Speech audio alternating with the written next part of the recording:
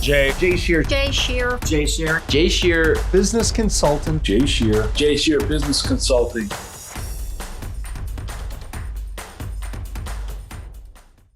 Hey everybody, I'm Jay Scherr with Jay Scherr Business Consulting. We help entrepreneurs and business owners maximize their potential, build rock solid businesses, and create more freedom in their lives. And you've joined Business Minds Coffee Chat.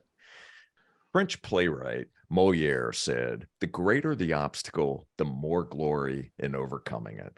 Well, in today's episode, we're going to talk about overcoming obstacles, adversity, how to rebound and rebuild and create an amazing life for yourself. My guest today is a motivational speaker, storyteller, author, poet, coach, and mentor. Over a 28-year period, he built the largest travel media company in the world and watched it crumble in the wake of the pandemic. As painful as that was, he took the lessons learned, a strong belief in himself and his team, asked for help, surrounded himself with the right people, and used his entrepreneurial prowess to rebuild and make it back on top, bigger, better, and more successful than ever. Please welcome the co-founder and co-CEO of Inc. and the man who understands that opportunity only comes gift wrapped in problems, Simon Leslie.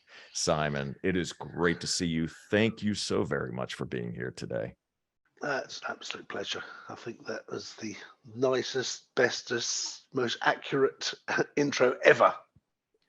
Well, thank you for that. I appreciate it. And, quite frankly, that only scratches the surface of who you are, how you show up, and what you've accomplished. And I am just super excited about diving into your story and sharing with our audience the things that you've been through, and really most importantly, Simon, the lessons that you've learned through these different experiences. And I know that you're excited about sharing that as well. We'll talk about your latest book and a number of other things. So let's dive right in. I thought that a good starting point for us would be first to share a bit about your backstory, if you could. And as you do that, if you could maybe point out some of the early experiences that you had that shaped the person who you are today. Yeah, that always triggers this feeling of what was dormant inside me that the pandemic brought out. And I go back to the 16-year-old me. 16-year-old me got thrown out of school because I was not particularly good at following the processes they wanted me to follow.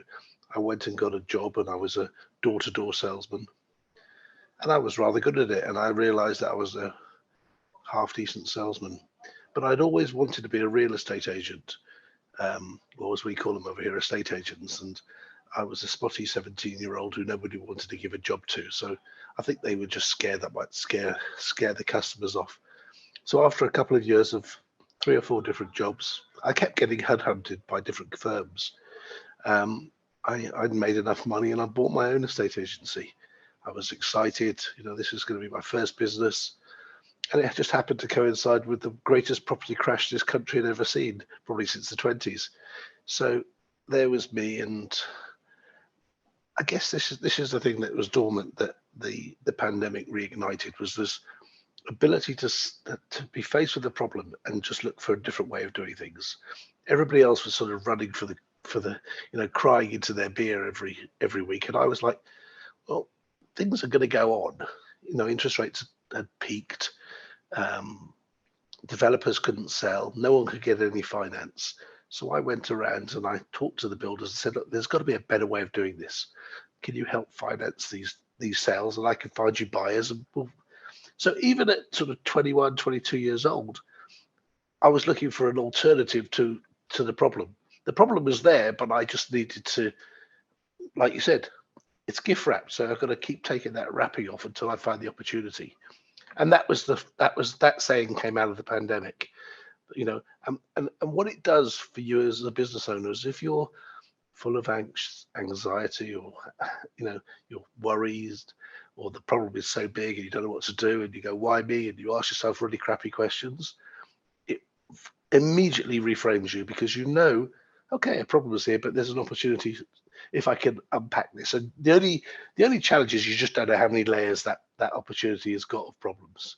And you've just got to keep going through those problems till you find the opportunity. But if you know deep down inside yourself that there's an opportunity coming, then it's easy to unwrap them. So I survived in business for a couple of years, and then that failed. Two other businesses failed. One in textiles. I was the guy selling the textiles in the market, measuring out the fabric. And then I had a local publishing business, like what you call a shelter business in the States, in the posh parts of London. So I was hanging out with all the celebrities and the film stars of the day. So it was, as a young man, it was nice hanging out with, James Bond movie stars. And then in '94, I started Inc. And it's been 28 years of, my God, lots of lessons.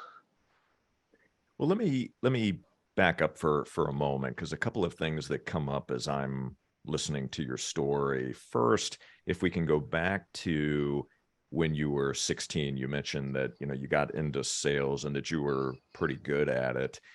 What do you think, what was it about you at that stage in life that you think connected you with sales? Why were you successful at sales at that stage? The answer is I don't know. Funny enough, I've looked at the mirror and asked that question a few times, because before that I was incredibly shy. I'd gone to work for a lawyer in the middle of nowhere on a court case as an intern's job, and I think being away from home and being on my own and having to survive and not making eye contact at people was sort of game changing. And then all of a sudden, look, anything is better than school.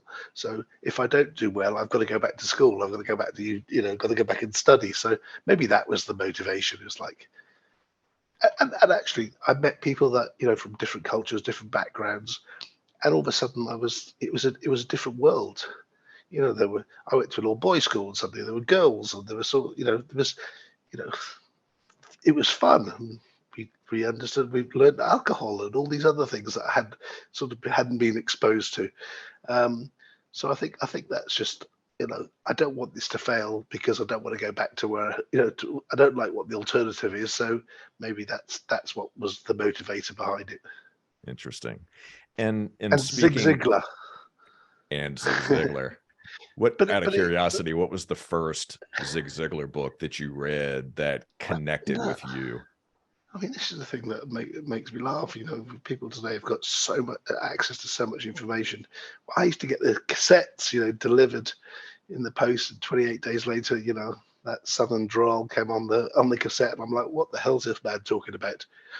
And the funny thing is, a couple of years ago, I found all Zig's stuff on Spotify, and as I'm listening to it, to my wife, I said, you never guess what that Zig Ziglar has nicked all my material. but it obviously had been in there so long that I'd been, it formed who I was and what I became, or what I was becoming. Yeah, it makes a huge difference, right? Those things that we choose to listen to, the information we allow into our brains, it becomes part of our subconscious as well as our conscious thinking. So I also wanted to ask you about the 4 businesses that you had prior to Inc., where you had mentioned that you had 4 business failures. Or at this stage, are you able to look back and point specifically to what caused those businesses to fail, or at least maybe some specific lessons that came out of those that you were able to take and apply in your latest business? I definitely think partners. I mean, I had some terrible partners in the early days. some had an aversion to work, some worked way too hard, some had an aversion to pay people. There was, did the world need the products we were selling? Was our timing right? All the simplest questions we never bothered to ask ourselves, because I was so determined not to go back to employment that I would just jump from one thing to the other. And even before we started this one, my dad said, "Go get a job, get a proper job. Don't do this. This is silly." I'm not doing that. I'm not going back into that. And when we built Inc, it was about creating a place where I'd like to go to work, and therefore, I assumed that other people would like to come work here too. And that's been, part of what we've done over the last 28 years, and it just gets better and better. And now our office looks like Soho House. Terrific. Did you grow up in an entrepreneurial family? No, Dad was an accountant. Mm-hmm. I mean, I guess he probably wanted to be a businessman. My brother was a doctor, and he also wanted to be a businessman. So I was the black cat of the family, I guess. Interesting. Did you have examples around you that were close to you where you saw others that were starting businesses that weren't working for someone else, but were really designing and creating their own future? But if you think about that time, sort of the late 80s, it was when Margaret Thatcher came in, and everybody was yuppies, which were young up and coming professionals. And it was that, the time of Wall Street, where greed is good.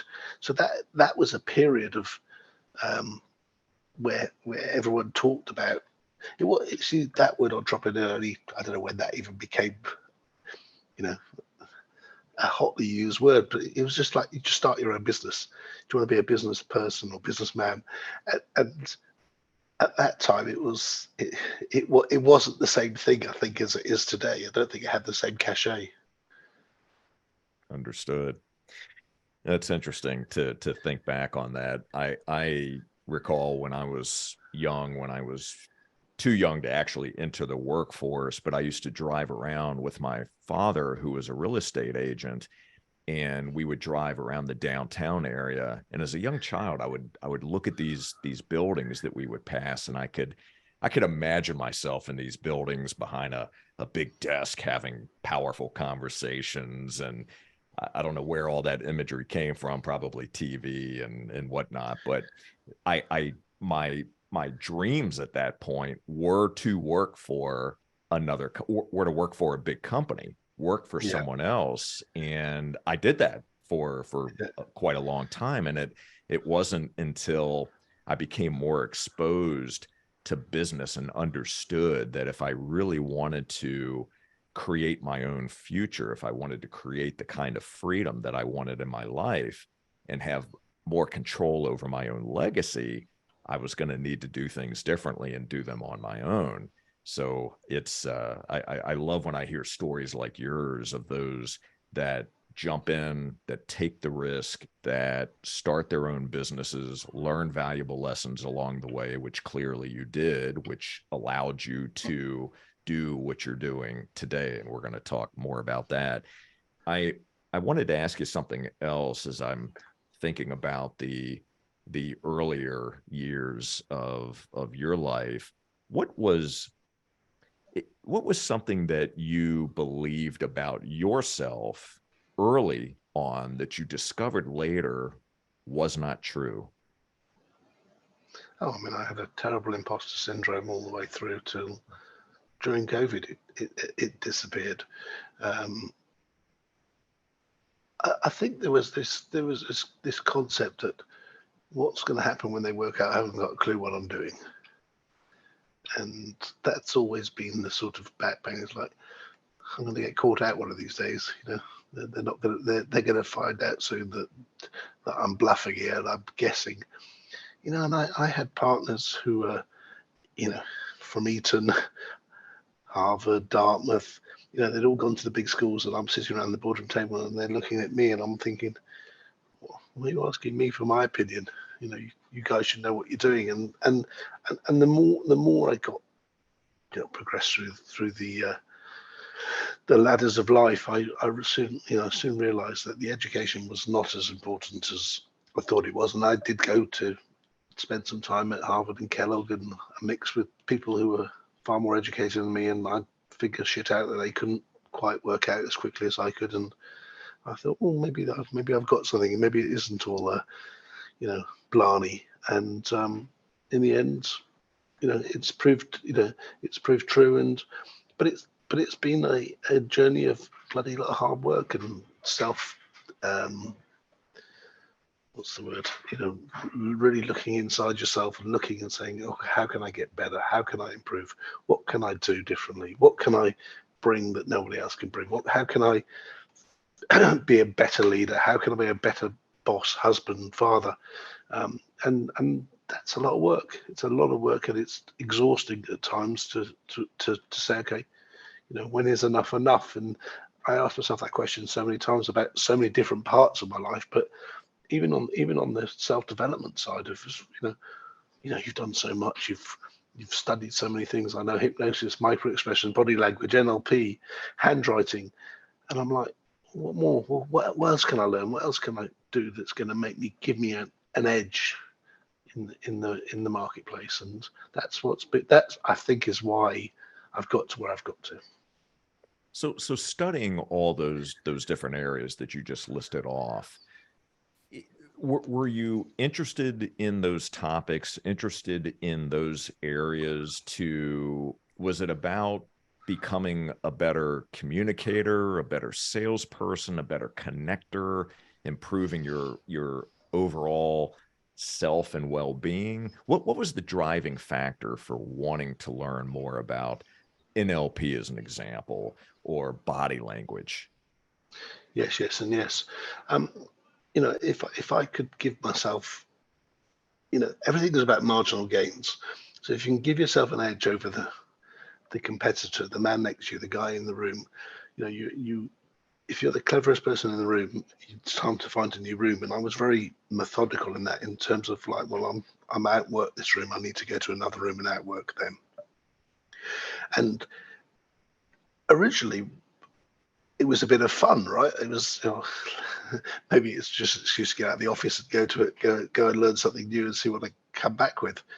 But every time I did something, I mean, hypnosis was probably the most powerful in terms of tonality, being able to read a situation, watch how you could take people in and out of a story, how you could breathe and sigh and just do things which, making sure that people are paying attention, people are listening to you, people do want to hear what you've got to say, and knowing how to, you don't realize you're being hypnotized all the time as we're talking, and as I'm telling you this, and by now, all the little subtle words that you might drop into a sentence that you're unconsciously driving the end result. Interesting. So, but you've got that hypnotic voice as well. So as you're talking, I'm thinking, oh, he is hypnotizing me, and people don't realize they've got it. It's not you're standing there with a coin and waving your coin around and clicking your fingers. It is just how you use your voice and the tonality of it to get people interested in listening to what you've got to say. Yeah, that is so true. And for anyone that's watching and listening right now, if you're looking to speak in front of a group, if you're looking to influence anyone in what you do, whether it's your product or service, one of the best things that we can learn are ways of communication, right? Communication style, using our voice the right way. You, as a viewer and as a listener, have your own unique voice, your own unique story. How you use it is what matters. So when you take courses as an example, or maybe have a voice coach, someone that you can work with that can give you some feedback and help you use that voice inflection tonality in ways that right now can make a significant difference and impact on your level of success. So it's sometimes you can have two speakers. You could either give them the same pitch, exactly the same content, which is unbelievable, and one will be better than the other. And you can give one of them the worst, just nothing, and he can still be better than the other, because it is the all over package that delivers the message. And that's, when you're, I was always very good in pitches, because I really got everyone's buy-in. I got the emotions out in the room. I would never win in any battle on logic. I'd win it on emotions, and people buy emotionally first, and then they'll justify logically. But one of my favorite sayings is, never let logic kill the magic. And it is, life is magical, and we mustn't allow the data and the stupidity. I don't know if you saw, I posted last night, but I posted that the answer to everything never lies in an Excel spreadsheet. I love that. And especially for if you've got small businesses listening, it's like, you can't make it work just because it works in the Excel spreadsheet. Doesn't mean it's going to work in real life. Just because your budget says you're going to do 10 million doesn't mean you will. You've got to do the work. You've got to sell stuff. You've got to be stuff. You've got to do stuff. And that's the hardest thing. It's like, oh yeah, but the budget says I'm going to be absolutely minted this year. We're going to be fine. Until reality hits. Yeah. So in America, it's very different to here. Here we like to underpromise and overdeliver. Here, in America, they'll put a big number in and they go, okay, but there's a very good reason why we haven't delivered this, and this. And it's two different styles. So when you've got an American parent, it's like, no, I'm just being real and honest, and you want me to go, you just want to see it looks nice. That is so true. So I wanted to shift the conversation a bit to your latest book, Equanimity. But before we go there, I wanted to bring something else up as well, because you've written, actually, this is your third book. You have No F in Sales and White Belt Thinking.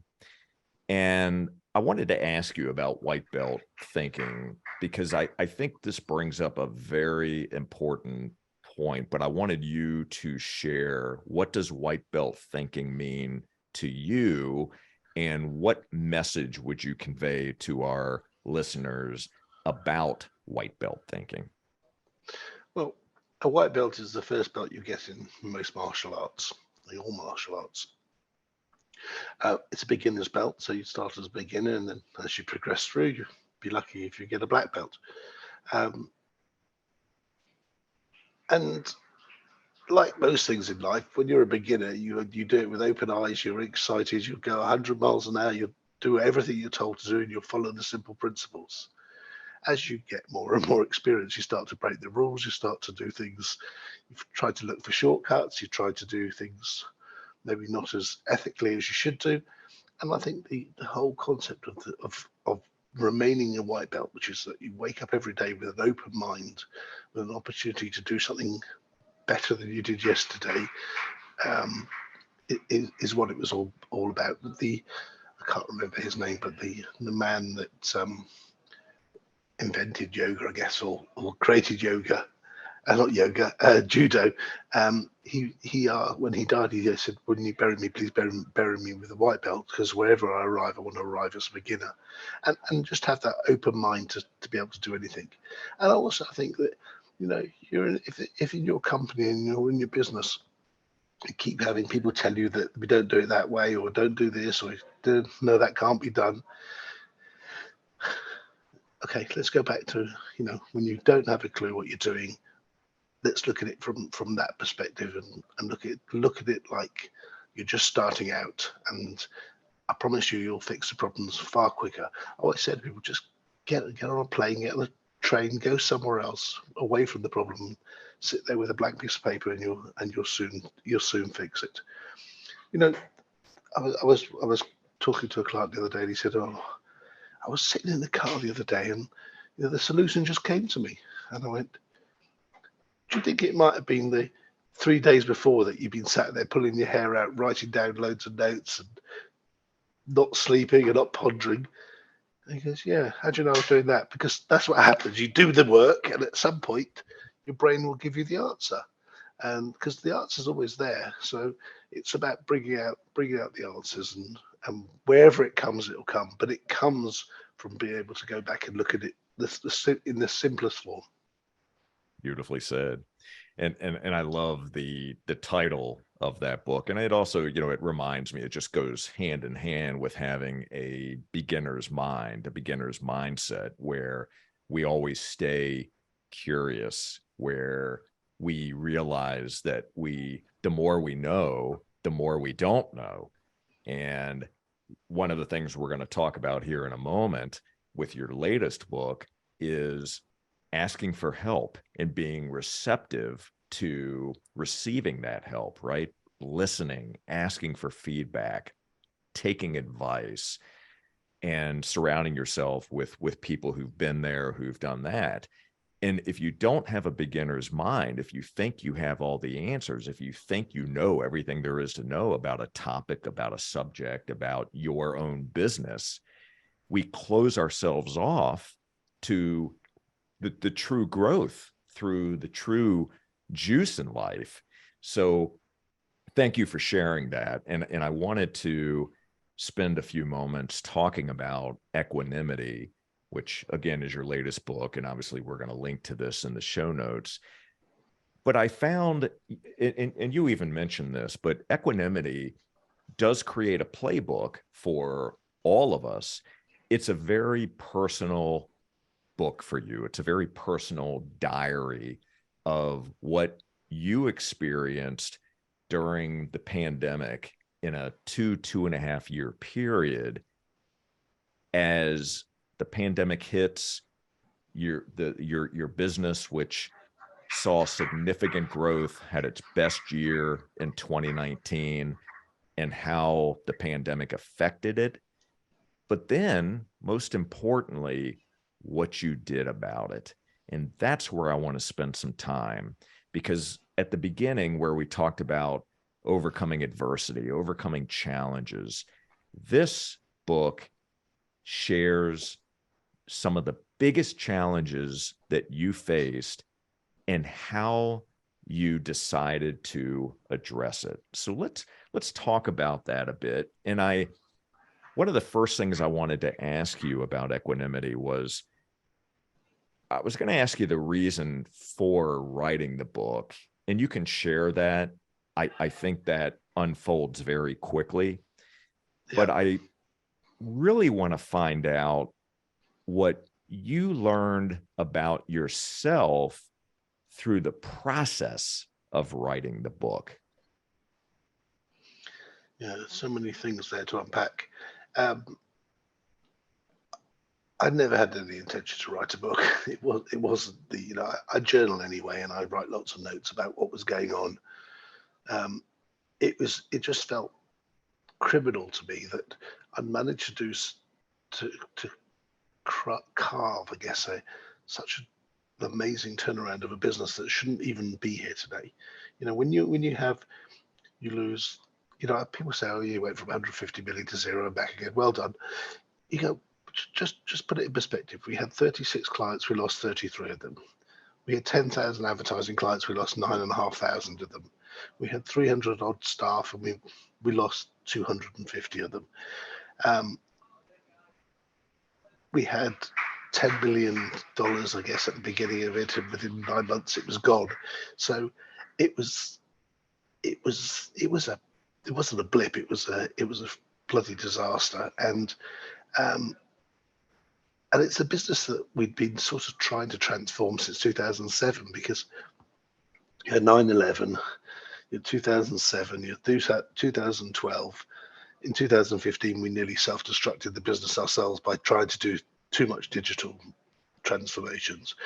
So then I get to 2020 and I'm like, there's nothing I can't handle. I can handle anything, whatever life throws at me.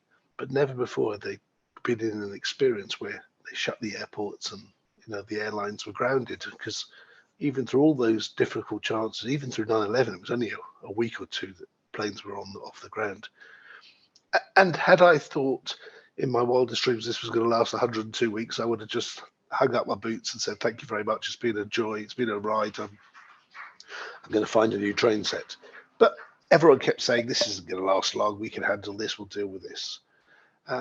I realized the only thing I could do was to keep my team sane and try and keep them engaged. In 2008, I was out poaching everybody who was getting fired, but no one was getting fired here. No one was poaching my staff. They were here. They wanted to get paid. A lot of them thought it was my fault. Obviously, I'd caused this. I'd made their life difficult. But I just went out to 52 people and said, look, I've got nothing. I've got nothing to help. I've got nothing to give you in return other than an IOU for a bit of help at some point in the future. Will you come in and talk to the team and help me? And they said, okay. Well, 50 of them said yes. 2 of them said no. And what I thought I was doing to help the team actually transpired that it was starting to improve my way of thinking.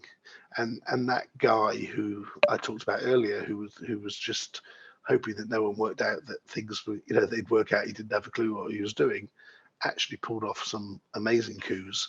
And all of a sudden he stopped believing that story anymore and changed his narrative and said, you know what, actually you are competent, you are capable, and you made stuff happen. And I can only thank. I call them superheroes because they really were. Because without them, I wouldn't be standing here or sitting here talking to you. And we're talking about people like Wim Hof, Jordan Belfort, Tim Story, Tim Grover, Alison Levine, who climbed Everest, JJ Virgin. So I went to people who had all different skills. So from health and well-being, so because we were well ahead of the curve in terms of knowledge of what to do if you got COVID, because the media was just, this how many people have died today, this how many people are going to die tomorrow, and it's terrible. So it was a backdrop of everything is negative, and I'm trying to keep this team inspired and upbeat. And then, the motivational guys came in and they did their rah stuff and said, come on, doesn't matter what happens now, but at some point in the future, we don't know what it's going to be. You're going to be at the start line and you've got to be ready and you've got to be prepared, because the good thing about this is everybody's going to be at the start line together, and no one's going to have any advantage of everybody else. So you've all got to get ready to go. And I thought that was a really powerful way to look at it. It was off season. We're all, we were waiting for the season to start, and we were all training as hard as we could. But then after about 6 or 7 months of doing this, people started to leave. They said, thank you very much. You've inspired me. Well done. But by the way, I can't make any money here, so I'm going down the road. And so I stopped doing the talks and then said, right, okay, but actually there's some amazing lessons in this. I'm going to do something with that at some point. And then that was it. And then when things started to improve, I said, well, it's criminal of me not to take all this information I've learned and hand it down and give it to somebody, because someone else is going to be in this situation rather soon and probably didn't realize how soon it was going to be, but it's coming. And to be honest with you, in business, you're 2 deals away from either nirvana or failure, right? Your team leaves, your client sacks you. Your biggest client says, sorry, not today, Josephine, we're going to somebody who's offering it 10p cheaper. And that's true to business. Is I had 150 million. It was robust as could be. 2019 was the best year we had. Within 9 days of March, it was gone, right? So to be able to come back from that was obviously, it was worthy of something. And now it's about, okay, I've done that. I survived. Last year, we managed to get the business back in the red, back in the black. And then this year will be our best year we've ever had. We've got, another week left, but it will surpass 19, which was our greatest year. And that's testament to the stuff that's in the book, testament to the lessons I learned, testament to the confidence it gave me to do things differently and better. Because the kid that went into 2020 was a cocky little shit who worked way too hard and didn't really live out the best life. This old grey-haired man now is far more at peace with himself and doing much more fun things. I mean, if any of your listeners follow me on LinkedIn, they'll see that I'm living I'm living proof of what I say I'm going to do, because I document it every single month. And that's important too, because it's all well and good writing books, saying things, but if you can't back it up with evidence post book, not pre-book, but post book, it's easy to do it pre-book, but keep doing it, and keep doing it month after month, I think is what it's all about. That is so true. So tell us, what does equanimity mean to you? We can look up the definition, but when you think about it and it becomes very personal, what does it mean? How does it make you feel? It's the calmness of how I remain calm. That was the question that everyone kept asking me. Why are you so calm? Why are you so relaxed? Flipping world's falling around you. I said, look, two things. Me getting myself in a state of despair is not going to make the situation any better. So I'm just going to stay calm. And maybe I was a bit swan-like. On the face of it, I was fine. But actually, when I did reflect on it, it wasn't until we were back in sort of calmer waters in June of 21 did I really fall apart. Up until then, I was like, there's no room here for negativity. There's no room for me to wane. I've got to stay stoic on this. And then once it was safe, it was like, bloody hell, have I really just been through that? Did that really just happen? Was it a bad dream? And then my body gave way, and combined that with COVID, I got COVID then. And it was just like, I can't cope. So I was probably on the verge of a nervous breakdown in June 21, and it was mentally getting myself back in to go again. And what did you do specifically, Simon? What were the steps that you took to get mentally back into the game? I read lots. I'd walked lots. I swam lots. I looked after myself. Probably not enough. I've probably put on way too many pounds over the last 2 years, and I spent a lot of time trying to get them off, trying to understand why they're not going off. And most of it is probably because I eat too much, but there is some stress and other stuff that was linked to it. And I'm still on that journey. I'm still on that road to how do I make myself a better white belt. Interesting. Here's a question for you. How long does it take for the average person to get a black belt? You know the answer to that? Well, I can only speak not from my personal experience, but my son started off as a white belt as a child, and from the time that he walked into the dojo for the first time at probably the age of 6 or 7, he's now 30. It took, my gosh, it probably took every bit of 12 plus years. But I'm going to share something with you, and you probably already know this. And I actually had a conversation with an amazing sensei, an instructor here recently. Reaching black belt, depending on the art, but reaching black belt is oftentimes the beginning of the journey as well. So we think, to your point, that the white belt is the beginning, which that's where people start when they get into the martial arts.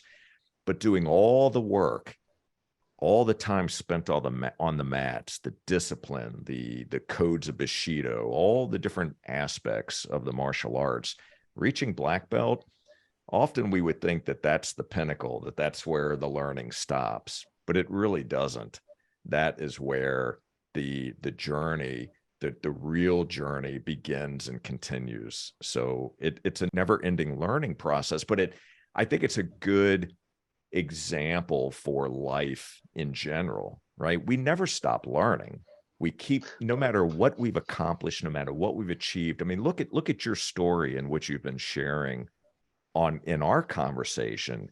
You've reached great heights in your business. You've overcome amazing challenges. You've done so much work, not only on yourself, but right within your business and growing. And listening to the right things and asking for feedback. Yet even today, you continue the journey of learning, because you know that in order for you to get to the next step, right, to take that next step forward, there's something that you need. There's something that right now someone else can help provide you, can coach you, can provide you some nuance of information that is going to help you continue to move forward. You sort of spoiled my story, but I'll come back to the story in a second. But that's absolutely correct. And as you were telling your story, I was thinking that, you're describing me, that, allegedly you get mastery after 75,000 hours, or 75,000 hours. I've done those. So therefore I'm a black belt in business per se, but I haven't begun yet. I've got the energy of a startup. I am a startup now. I've rebuilt this business. I started all again. We're about 18 months old. So it is so important to realize that you'll never know enough. Whatever you never know, you don't know anything. And there's so much more to learn. And it comes from travel. It comes from getting out there, meeting different people in different backgrounds, different cultures, different everything. That's what brings out the best in you. That's what brings out who you are. If people want to gravitate to you. If you can't walk into a room and people are not interested in meeting you, I went to a dinner the other night from one of the speakers. Actually, he does an event called Offline, and it's the antithesis of online, right? So it's everything that online isn't. It's a 30 people who don't know each other, who all come into, I guess it's like Facebook, really, you just poke each other. 30 people come into a room, it's a dinner party, he tells a few stories, and then you literally mix and mingle with people that you've never met before and don't know anything about. And I love it. It's all about serendipity. It's all about meeting new people. I mean, the characters I met and the stories that I heard, I just thought, no, where in the world would I meet these sort of people? And I just think it's fascinating, and that is what life is there for you to deliver. So anybody that says they're bored, anyone that says, tired, had done too much, you were put on this planet with a target, with a plan. Someone had a plan for you.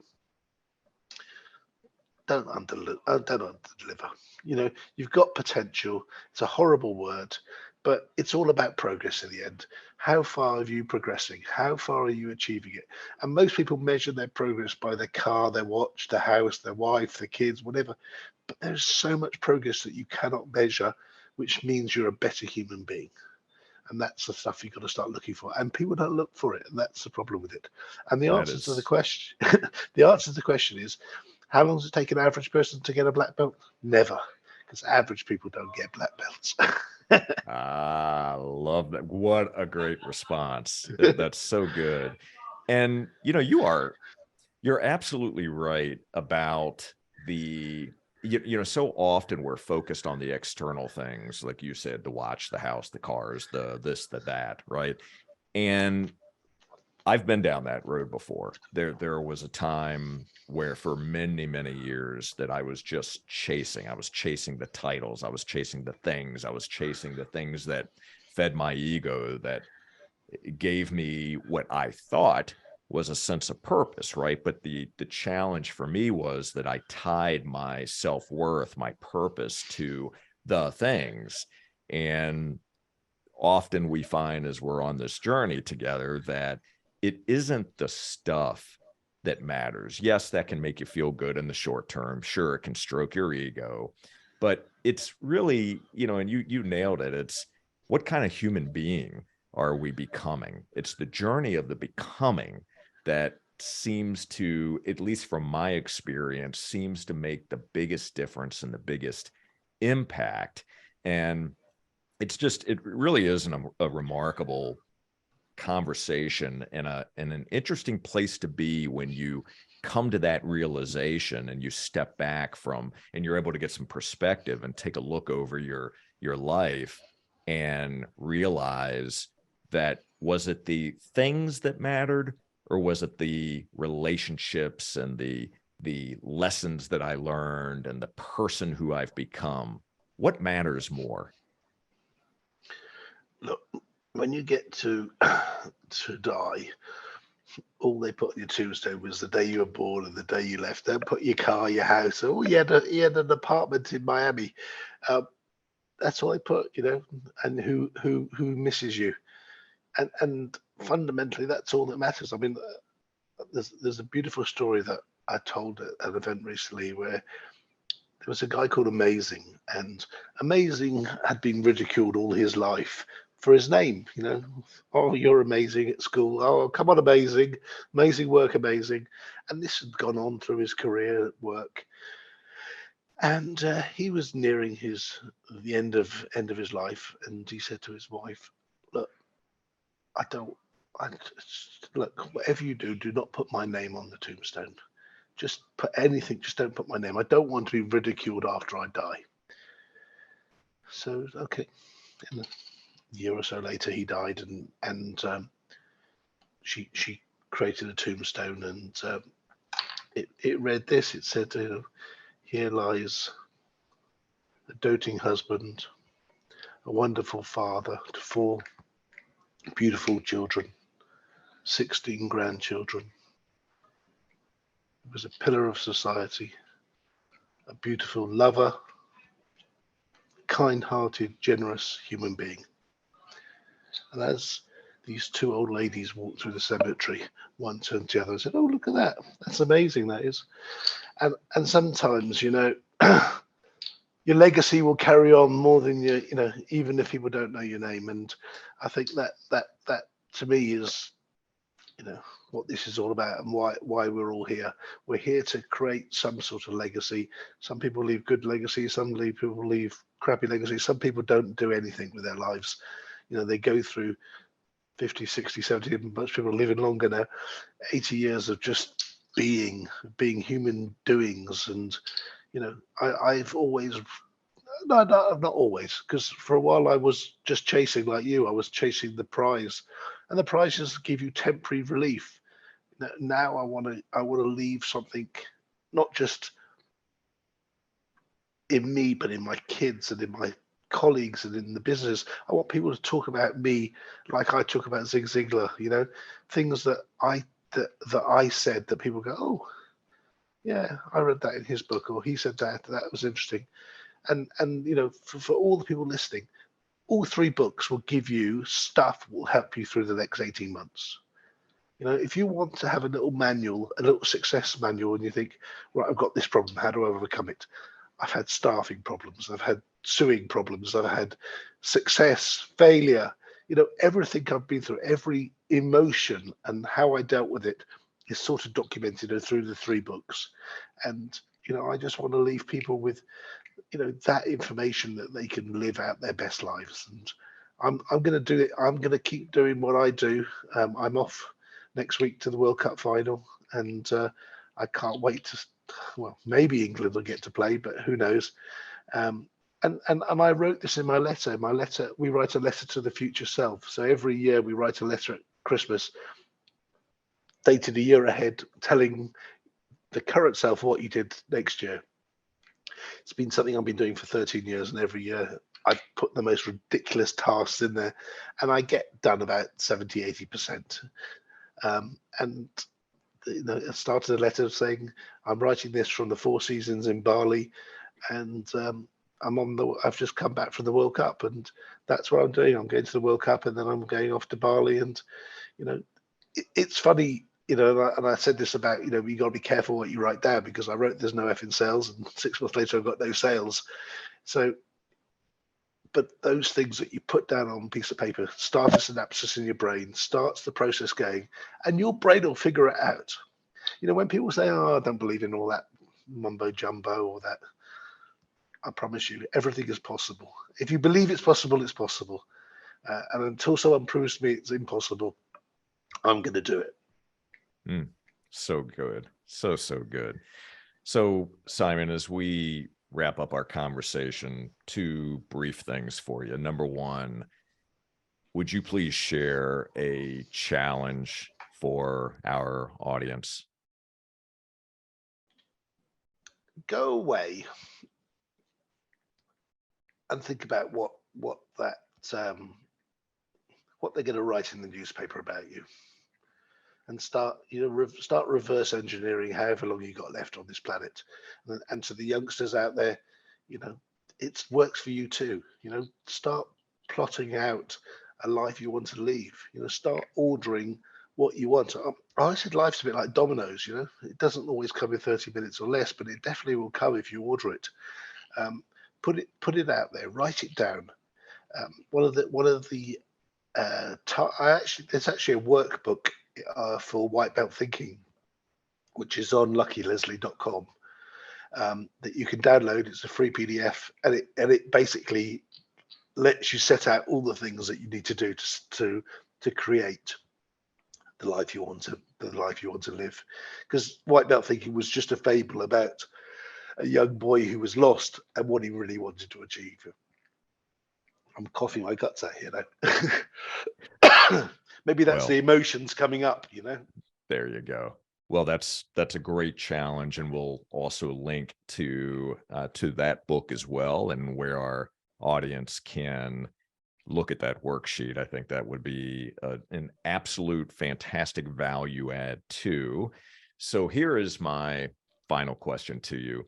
What's the most difficult decision that you've had to make in the pursuit of who you've become? Firing myself. You have to fire yourself from the roles. And I guess here's a nice way of putting this. What's your hourly rate? If your hourly rate's $10, you do $10 tasks. If your hourly rate is $5,000, you don't do $10 tasks anymore. Somebody else will do those tasks. So you decide what that rate is, and that rate, has to be a comfortable rate. Anything below that rate, you delegate. Anything above that rate, you need to find people who are earning more than you that you can then gravitate towards them. And for me, that was a really nice way of visualizing what it could be, right? Because I want to do this. No. That's $100 task. I'm not paying. I value myself. It's like you look at the back of a shirt and say, what's the ticket price? What's the ticket price on you, right? What are you worth? And that's what you do. Play to your own value, because the more you value yourself, the more you value your time, the more successful you'll become. Brilliant. Simon, I want to thank you so very much for joining me today on Business Minds Coffee Chat. I am grateful to you for being here, for being your true, authentic self, for sharing of your knowledge, your story, your experience, and your insights. So thank you so much. Been an absolute, I loved it. It's been a great chat, and I'm not going to say I hope. I'm sure that there's some amazing nuggets there that people can take away, some real stuff. Download, if you don't. It costs nothing for the workbook. Just download it, have a play with it, scribble on it, throw it in the bin. But I promise you that process of asking yourself some of these questions will take you to a better place. Absolutely. And for all of you, thank you so very much for watching and listening. And would you do us a favor? Please take a moment to hit the subscribe button, rate the show, and also take a moment to leave a comment. Let us know what you thought about this particular episode with Simon, and whatever information, whatever feedback you provide, I'll make sure that Simon sees a copy of that as well.